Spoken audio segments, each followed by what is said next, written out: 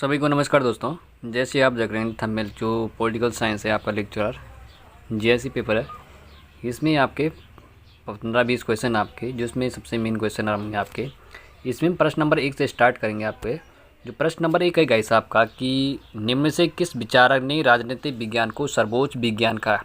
कौन सा विचारक है जिसने राजनीतिक विज्ञान को सर्वोच्च विज्ञान कहा है? ये आपका क्वेश्चन आंसर क्या हो सकता है आपका? ये आपका अरस्तु है गाइस। कौन सा? अरस्तु। देखिए अरस्तु की बात करें गाइस, इन्होंने कहा था जो राजनीतिक विज्ञान होता है, ये क्या है, जो राजनीतिक विज्ञान होता है वो सर्वोच्च विज्ञान कहने वाले विचारक कौन थे आपके? ये आपके अरस्तु ही हैं। कहा जाता है इन्होंने कहा जाता है कि जो राजनीतिक विज्ञान है, इन्होंने राजनीतिक विज्ञान क्या कहा था? विज्ञान को मास्टर साइंस या पूर्ण विज्ञान का माना था। क्योंकि कहा जाता जो अरस्तु था, इन्होंने के अनुसार कहा जाता कि उनके अनुसार कहा जाता है जो निर्धारित करता है कि जिसमें क्या होता है, एक व्यक्ति अपना जीवन व्यवस्थित करता है और जो समस्त क्या होता है, मानव भलाई के संबंधित होता है। ये अरस्तु का मानना था। अरस्तु के विचार की बात करें हम, अरस्तु का विचार क्या था? अरस्तु का मानना था कि जो राजनीतिक विज्ञान होता है, उन्होंने जो अरस्तु था वो कहते थे कि जो राजनीतिक विज्ञान होता है वो क्या होता है, विज्ञान में सभी अन्य जो मानवीय होते हैं, मानवीय प्रयासों में श्रेष्ठ है। और आगे बोलते हैं क्योंकि यह संपूर्ण मानव समुदाय की भलाई से संबंधित है। ये अरस्तु का मानना था। और आगे कहते हैं उन्होंने राजनीतिक विज्ञान को, अरस्तु कहते हैं, उन्होंने इसके बारे में कहते हैं, उन्होंने कहा था जो राजनीतिक विज्ञान है वह विज्ञान माना जो समाज की व्यवस्था और व्यक्तियों के जीवन के लिए आवश्यक और वातावरण प्रदान करता है। और कहते हैं अरस्तु कि राज्य और समाज के बिना रहने वाला व्यक्ति, राज्य और समाज के बिना रहने वाला व्यक्ति या तो देवता है या पशु जो राजनीति को महत्व दर्शाता है। ये अरस्तु का मानना था। नेक्स्ट बात करते हैं, प्रश्न नंबर 2 है आपका। इसमें आपका प्रश्न नंबर 2 है कि निम्न में से किसके द्वारा विश्वात्मक का विचार प्रदान किया गया था? किसके द्वारा किया गया था? हेगेल, मार्क्स या ग्रीन, इनमें से कोई नहीं। ये क्या गया था? ये हेगेल के द्वारा दिया गया था। जो क्या था, विश्वात्मक में विचार प्रदान किया था, ये आपका हेगेल थे। हेगेल के बारे में थोड़ा इसमें डिस्कस करते हैं। जो हेगेल का माना था गाइस,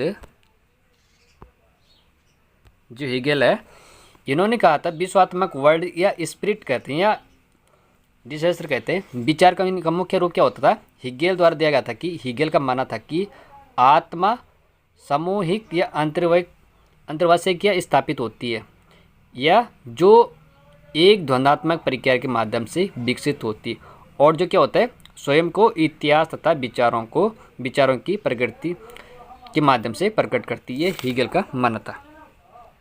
प्रश्न नंबर हम 3 पे आएंगे।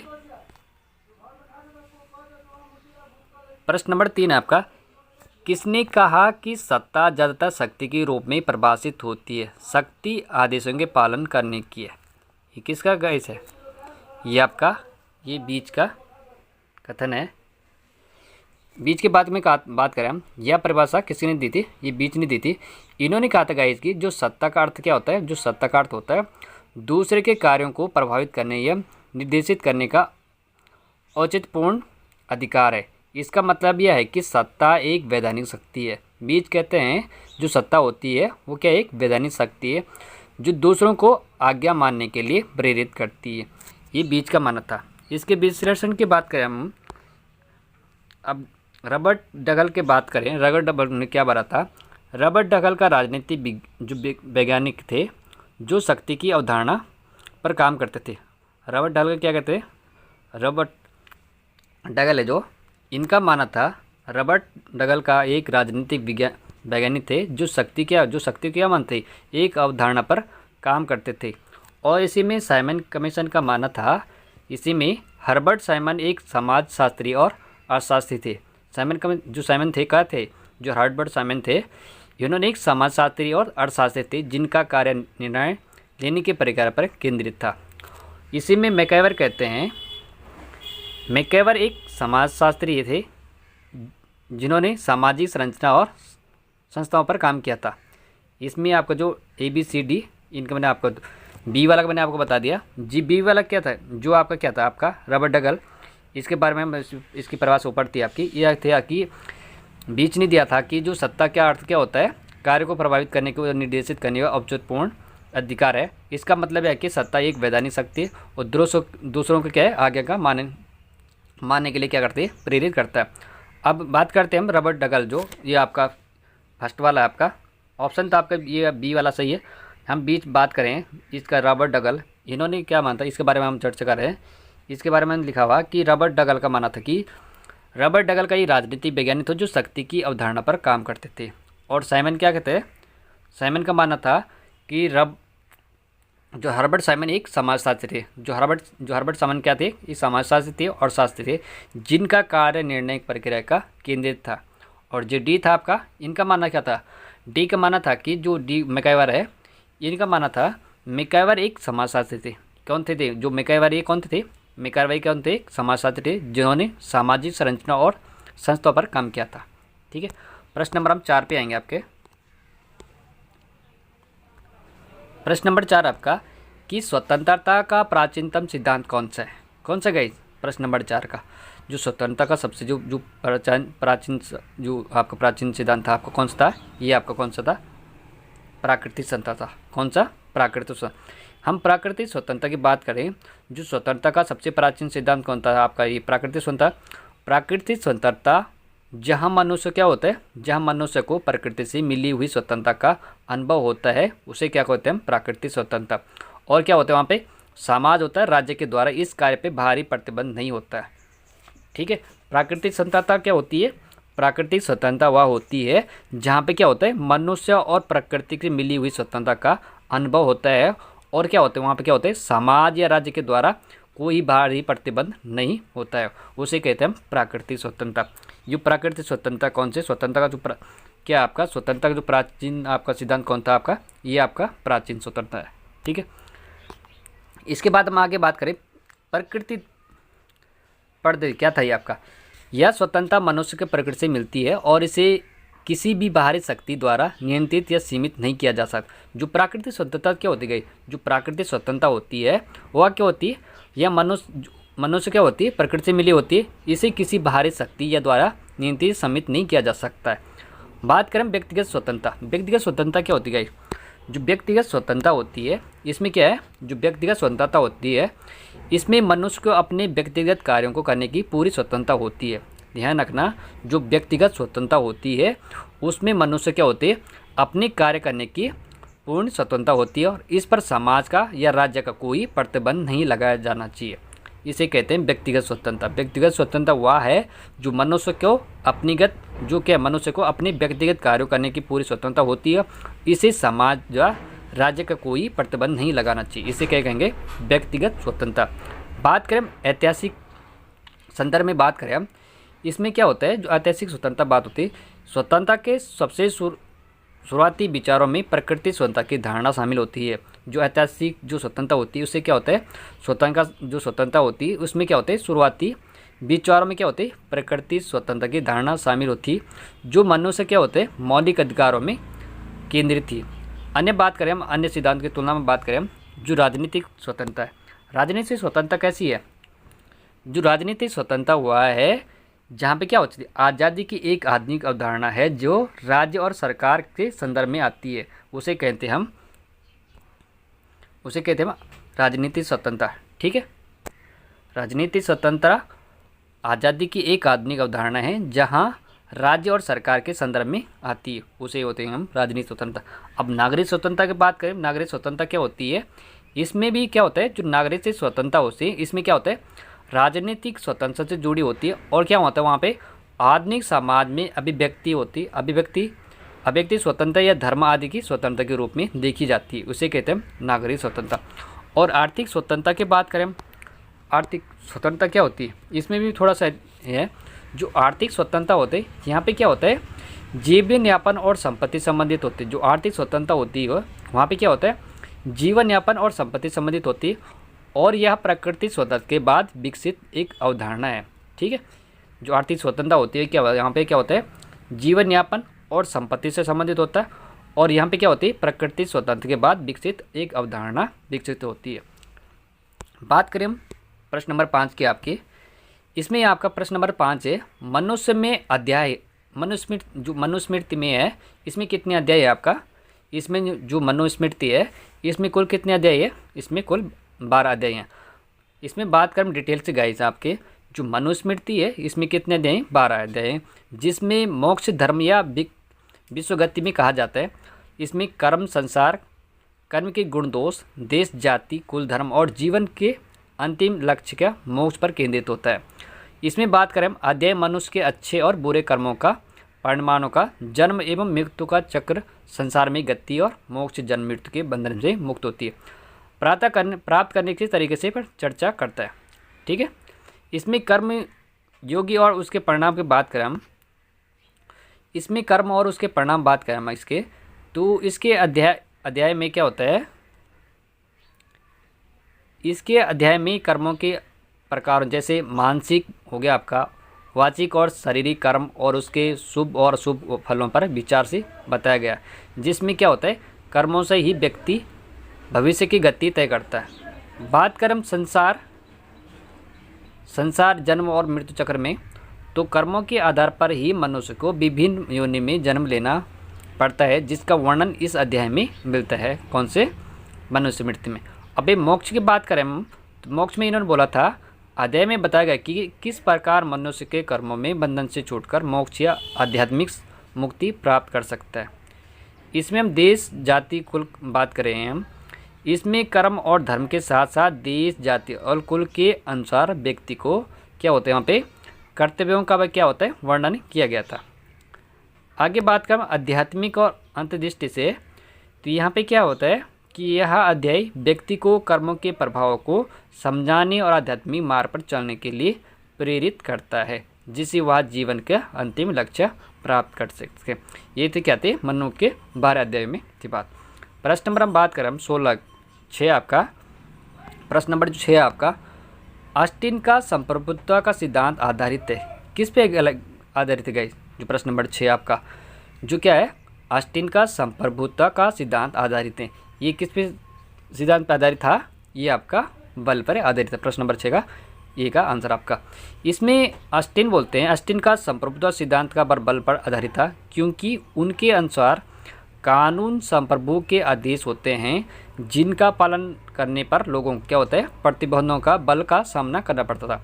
यह सिद्धांत इस विचार पर आधारित था कि एक संप्रभु व्यक्ति क्या होता है, ये जो एक संप्रभु व्यक्ति होता है उसमें क्या होता है सामयिक होता है, जिससे क्या होता है, जिससे समाज में अधिकांश लोग आज्ञा पालन करते हैं और संप्रभु के पास क्या होता है किसी या उच्च शक्ति के अधीन ना होकर एक आदेश जारी करने के, उसे लागू करने की अंतिम शक्ति होती है। आगे बात करें ऑस्टिन की जो सिद्धांत की बातें करें, इसमें आदेश और आज्ञाकारिता, इसमें आदेश की और आज्ञाकारिता बात करें, संप्रभु का आदेश जनता के लिए कानून होता है। क्या होता है, जो संप्रभु होता है वो क्या होता है आदेश जनता के लिए कानून होता है और जनता उसे आदेश का पालन करना होता है। प्रतिबंध या संस्तुति बात करें हम, इसमें संप्रभु के आदेशों का पालन न करने पर लोगों को प्रतिबंध या बल सम्मान करना पड़ता है, जो क्या होता है संप्रभु के अधिकार को बनाए रखता है।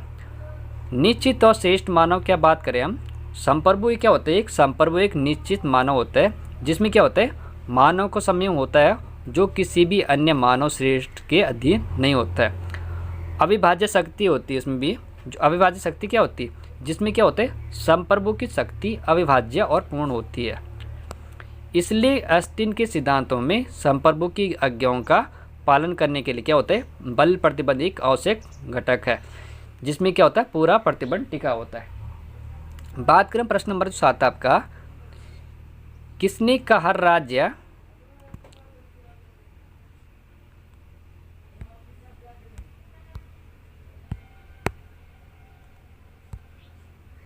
जो प्रश्न नंबर आपका 7 है आपका, इसमें क्या है, इसमें का राज्य संगठित और केंद्रित रूप में हिंसा का प्रतिनिधित्व करता है। व्यक्ति एक सचेतना आत्मवान प्राणी है, किंतु राज्य एक ऐसा अंतहीन यंत्र है जिससे हिंसा से पृथक नहीं किया जा सकता। इसकी उत्पत्ति ही हिंसा से हुई है। किसने कहा था, नेहरू, गांधी या रूसो या लेनिन, किसने कहा था। जो क्या होता है ये किसका स्टेटमेंट है, जो राज्य संगठित और केंद्र रूप में हिंसा का प्रतिनिधित्व करता है। व्यक्ति एक सचेतना आत्मवान प्राणी है, किंतु राज्य एक ऐसा आत्महीन यंत्र है जिसमें हिंसा के पृथक नहीं किया जा सकता है। इसकी उत्पत्ति हिंसा से ही हुई है। कि किसका स्टेटमेंट गाइस? नेहरू का है, गांधी का है, रूसो या लेनिन? किसका ये दिया था? किसने दिया था? गांधी जी ने। ठीक है, प्रश्न नंबर 7 का आपका बी आंसर आपका, ये आपका बी आंसर आपका। इसमें विचार का बात करें महात्मा गांधी की, इन्होंने राज्य को एक ऐसा आत्महिंसा आधारित यंत्र माना जो क्या होता है, व्यक्ति की स्वतंत्रता और आत्मसम्मान से ही रहित होता है। उनका मानना था, महात्मा गांधी का मानना था कि व्यक्ति एक सचेत और आत्मवान होता है जिसमें क्या होता है, जिसमें राज्य हिंसा पर टिका होता और उसका जन्म ही हिंसा से हुआ है। ये महात्मा गांधी का मानना था। प्रश्न नंबर 7 का बी आंसर का। इसमें आगे बात करें हिंसा या इसके बाद राज्य की प्रकृति थी। जो राज्य की प्रकृति है, गांधी जी कहते हैं जो राज्य की प्रकृति होनी कैसे होनी चाहिए, गांधी जी के अनुसार राज्य हिंसा का एक संगठित और केंद्रीकृत रूप है। राज्य की प्रकृति कैसी? गांधी जी के अनुसार कहा जाता है राज्य होता है, राज्य हिंसा का एक संगठित और केंद्रीकृत रूप है। और बात करें व्यक्ति और राज्य में अंतर, तो व्यक्ति एक आत्मवान प्राणी है। गांधी का मानना था व्यक्ति एक आत्मवान प्राणी है, जबकि राज्य एक आत्महीन यंत्र है जिसका आधार हिंसा होता है। अहिंसा का महत्व बात करें महात्मा गांधी की, इन्होंने अहिंसा के बात करी। गांधी जी का मानना था कि जो राज्य से हिंसा को अलग नहीं किया जा सकता है। गांधी जी का मानना था क्या होता कि जो गांधी जी का मानना था राज्य से हिंसा को अलग नहीं किया जा सकता, इसका उद्देश्य हिंसा को शांतिपूर्ण विरोध करना होता था। और राज्य की उत्पत्ति की बात करते हैं गांधी जी, उनके विचार में राज्य की उत्पत्ति हिंसा से हुई है जो एक स्वाभाविक रूप से अत्याचारी बनती है। ठीक है, प्रश्न नंबर हम 8 पे आएंगे। जो प्रश्न नंबर 8 है आपका, नैतिकता का विद्यायन के नियम पुस्तक के किसने लिखी थी? जो नैतिकता एवं विद्यायन नियम पुस्तक किसने लिखी थी? किसने लिखी थी गाइस? प्रश्न नंबर 8 आपका, ये लिखे थे आपकी बोंदा ने। किसने लिखी थी? ये किसके द्वारा लिखी गई थी? बोंदा के द्वारा। इसके स्टेट की बात करें हम, बोंदा ने क्या कहा था, जो नैतिकता होती है उसमें क्या होता है, विद्यमान के नियम and introduction to the principle और मॉडल और जेरेमियम, जो जेरेम थे आपके बेंथम लिखे। इसमें बेंथम ने लिखे थे कि इनका माना था सबसे पढ़ती जिनकी पुस्तक कृति थी इनकी, और उसमें उन्होंने उपयोगितावाद का अल्टरनेटिव सिद्धांत दिया था कि विकसित क्या होता है, जिसके अनुसार क्या कहते थे, अधिकतम संख्याओं के लिए अधिकतम व्यक्ति अधिकतम सुख कहा था। ये कौन था? इसमें उनका मानना था जो अधिकतम संख्याओं के लिए अधिकतम सुख से ही गलत का मापदंड था। इनकी पुस्तक की बात करें हम, इनकी पुस्तक का नाम है and introduction to the principle of the moral of the liberalism. ये पुस्तक इनकी, ठीक है। और ये प्रकाशित कब होती है? ये प्रकाशन वर्ष होता है इनका 1789 में, ठीक है। 1789 में ये पुस्तक क्या होती है? प्रकाशित होती है। आगे बात करें मुख्य विषय की बात करें हम, इसमें जो इस पुस्तक में बेंथम ने मानव स्वभाव का विश्लेषण किया और उपयुक्तवाद के अपने अध्ययन को प्रस्तुत किया था बेंथम ने, जो सुखों को प्राप्त करने के लिए दुखों से बचाने पर आना था। और महत्व की बात करें हम इसके महत्व की बात करें हम, यहाँ आधुनिक उपयुक्तवाद और न्यायशास्त्र के एक उत्कृष्ट और मौलिक प्रकृति मानी जाती है, जिसमें नैतिक और राजनीतिक दर्शन अर्थशास्त्र और विधि सिद्धांतों को गहराई से प्रभावित किया जाता है, ठीक है।